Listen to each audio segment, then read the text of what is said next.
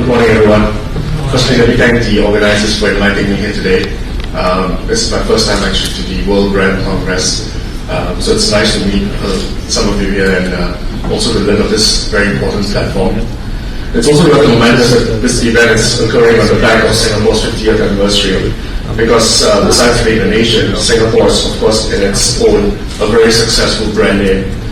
And it's done quite a bit to build this brand name, and so a lot of organizations associated with Singapore, of course, can leverage on that. I'll go a bit further into that later on, but let me first talk and share about my experience from the Chamber's point of view in helping SMEs with navigating the marketing and branding scenarios.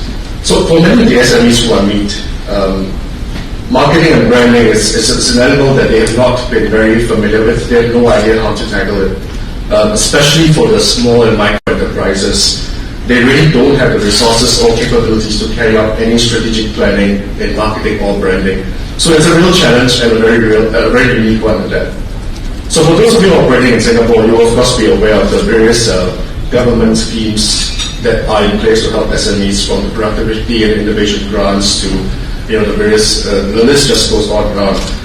Such schemes, however, focus on SMEs as a whole group, and this is rather wide, a very wide bracket actually, because it tends to neglect the needs of small and micro enterprises, which is actually quite different from the needs of the medium-sized enterprises.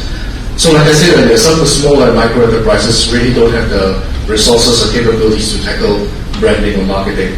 Now, we at the Chamber have been trying to talk to government agencies like Spring in Singapore to help to narrow these brackets and to make their assistance schemes more focused and more niche, so as to help small and micro enterprises tap on their assistance to carry out and to develop their own marketing and branding needs internally, as well as to leverage on agencies out there that are available. So we hope this is a successful attempt. We will only find out in due time. But if it does, then I think it will help really give a leg up to these smaller players develop their game as well.